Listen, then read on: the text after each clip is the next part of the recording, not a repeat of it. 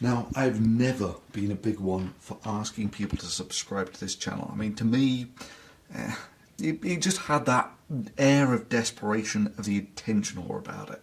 But it turns out that today, over 500,000 people have clicked that subscribe button. So I just want to take this opportunity to say a big thank you to all those who have subscribed to this channel. And this is sort of way of saying thank you.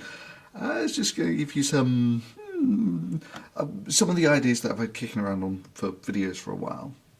And that beauty there is the alien dropship with the APC, and of course next to it, on the same scale, is the lunar module, which of course actually took real men to the moon. So this is one of the ideas I've had kicking around for a while, is a comparison of real to fictional spacecraft. So, you know, both the alien dropship and the space shuttle were essentially surface to orbit, orbit to surface transport type vessels.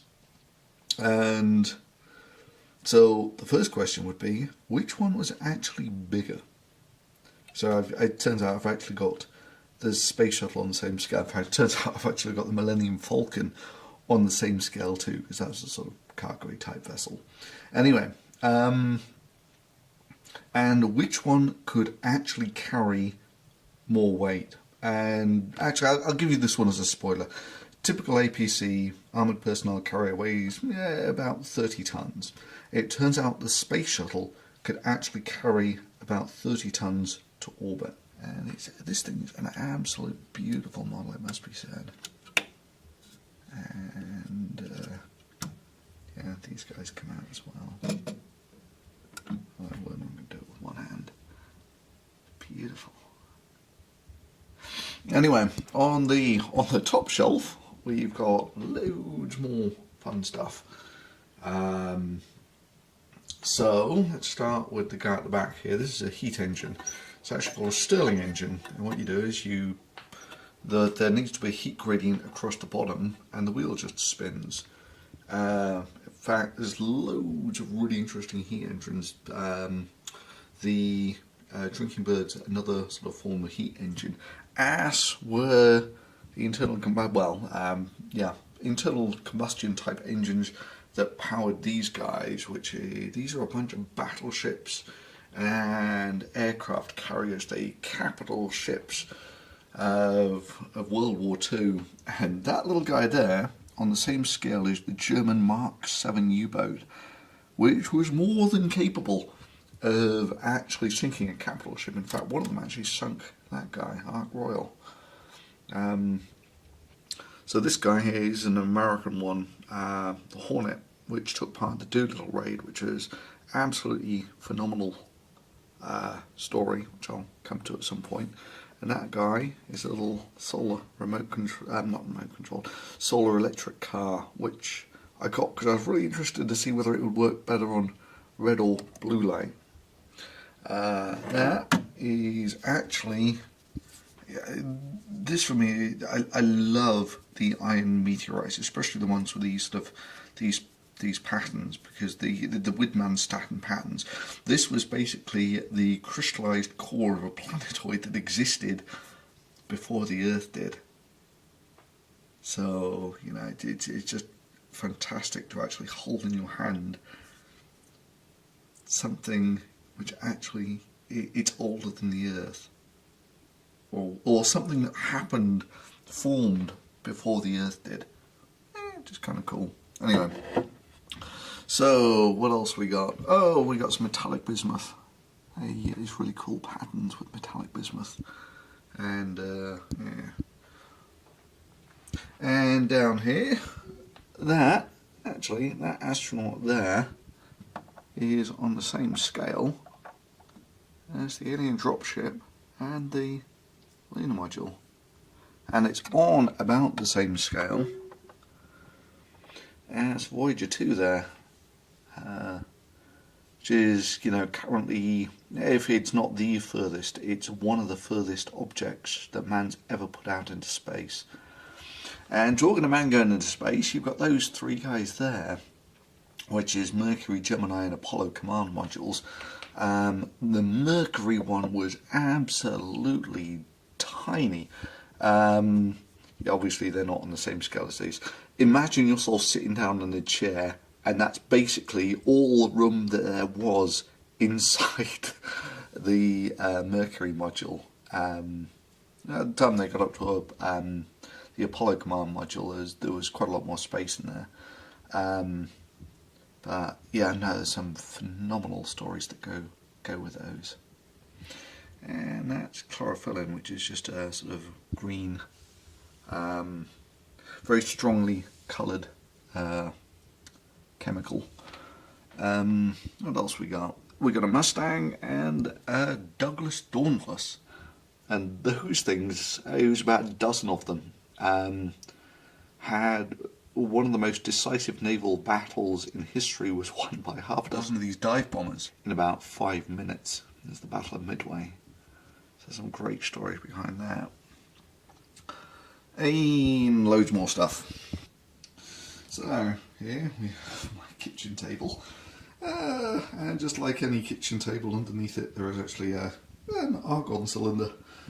So I'm actually doing some more experiments here on high-speed filming of the sodium reaction with water, and this is sort of related to that. These are actually car headlights, which when hooked to a decent power supply, yeah, they're LEDs, but the great thing is when you're doing high-speed video, so this thing's this will do 1,000 frames per second at sort of moderate resolution, but you need lots of light for it. So yeah, the more light you've got, the better your video basically. So now that goes on the front somewhere like, oops, you just sort of rests on the front, something like that. Try the other way up, like that. And what else we got? That's a spectrometer. That thing over there is a pH meter, balance, stirrers, vacuum pump. And this guy is actually quite interesting. This is well, the big thing beneath it is just a heat sink, but the guy on top is an Peltier effect device, which I can also run off the 12 volt power supply. And let's see what I do something with that.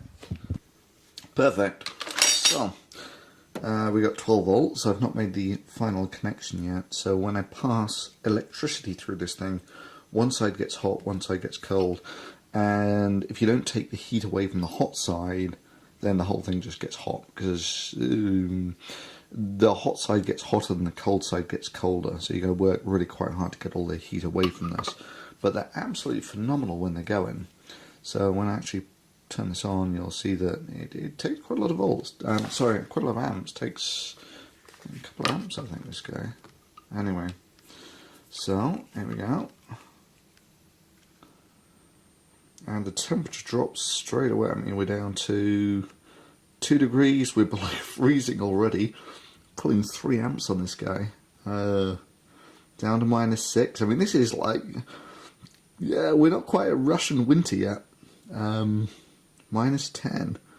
That's not bad. -11. So it goes. Oh, it's actually starting to slip. Okay. Anyway, so yeah, that works quite. In fact, I'll tell you what I could do. I can get the thermal camera on this guy, because then you can actually. Oh, that's like. Yeah, they get insanely cold. This thing is quite warm. Yeah, you got to pump the heat away. So that's my little current infrared camera, which I would really like to upgrade, because whilst these things are phenomenally great little toys, they are infuriatingly unreliable. The thing keeps crashing. It's almost impossible to record video with. Let's see what we can do anyway. Okay, so, God, kind of frozen already. That's what I mean. These things, it's just infuriatingly crappy.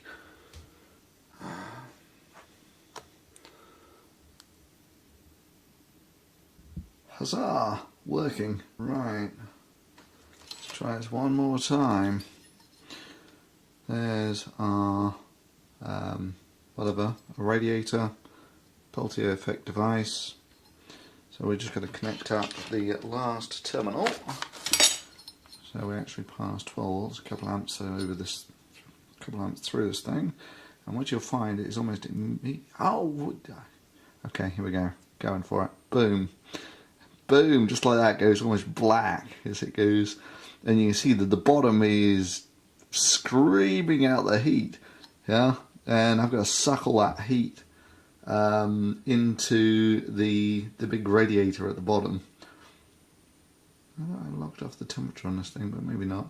Anyway, so this is how sort of electric fridges work. Is he locked up? No, that's good. Yeah. Ooh. I'm not getting a spot on that. No, I've effective it'll be. So this is the other thing is, oh, it says -16. And yeah.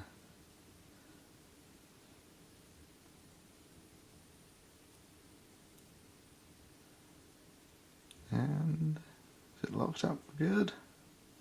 Eh, looks like it, whatever. So, yeah, that's like really icy cold, and that's getting really quite toasty now. So I mentioned in the last video the potential of sort of crowdfunding something a little more high-end than this. And yeah, those run sort of $10,000 sort of thing. Sort of a decent infrared camera. I've played with those. That's about the sort of, that would be something that you make really good videos with. Honestly, they go up to about $100,000, but at that point they become research grade machines. They become much more fiddly, and they're not really that much more useful for actually making videos. What I want is essentially something with better resolution than this, decent frame rate, decent resolution. The other thing I mentioned was a decent high-speed camera, and this is actually not a bad camera. This is a Sony RX10, and they're about $1,500. They do very respectable video, 1,000 frames per second, but they're limited in the resolution they can do it there, and they're limited in the amount of time they can record, and that's the real killer with this thing, is it'll only record 2 to 4 seconds of video. That's the maximum you can do with it. It's not expandable or anything. And of course the problem is, if you actually go up a tier from this, you're looking at going from $1,000 for these guys to about $30,000 for something that's about an order of magnitude better. Which is, brings us to the question, well, why haven't I crowdfunded for something like this?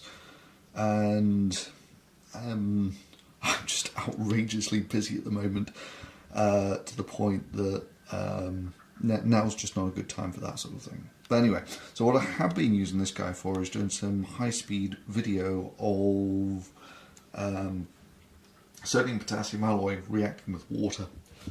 So these are the various generations that I've gone through, trying to get some nice footage of sodium potassium alloy reacting with water. First one was just a all-glass piece of apparatus. Initially it didn't have the divider in the middle, and that worked really quite well. You fill it up with water, you put a drop of sodium potassium alloy in, but it moved around too much. So to try and get it a bit more constrained, I made one out of wood. Again, you just fill it up with water, put a drop of sodium potassium alloy in from the top. Problem is, of course, when sodium potassium alloy, it gets up to like 300-400 degrees, it tends to crack the glass when it gets on it. This was the next innovation was it's an all glass apparatus, but you want the reaction kept under an inner atmosphere. You want it kept under argon. So with these, I just put a needle of argon down there or something. With this, the argon actually comes in through this tube, and there's a hole in the side there where the argon comes out. So that's a quite neat little way of keeping it all under argon. That's just a neater version of the same guy. And this was the next real innovation. I went to a bigger apparatus, which was actually a mistake. It's one of these interesting things actually. This looks much bigger than these, but of course the glass plate is exactly the same size on all of them. Anyway, the innovation with this guy is it's really difficult to hold the needle steady enough to put the alloy in here. So you just glue an extra piece of tube there, and that holds the needle that the sodium potassium alloy is put in with.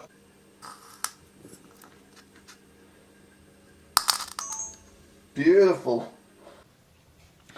And then I basically went back to the original one, and this actually worked really very well. I'm getting close to getting some really nice video with that guy.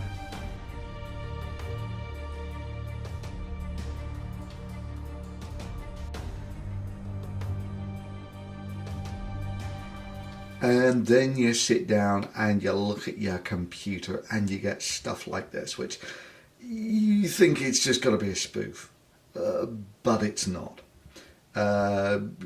Glaciers, Gender and Science, a feminist glaciology framework for global environmental change research. And you just can't believe that it's not a spoof. But this was actually funded by I think it was the NSF who funded this. But you know, an American governmental body funded this, and just read the last line of the abstract. Merging feminist post-colonial science studies and feminist political ecology, the feminist glaciology framework generates robust analysis of gender, power and epistemologies in dynamic socio-economical systems, thereby leading to a more just and equitable science and human-ice interactions. I say we take off and nuke the entire site from orbit. It's the only way to be sure.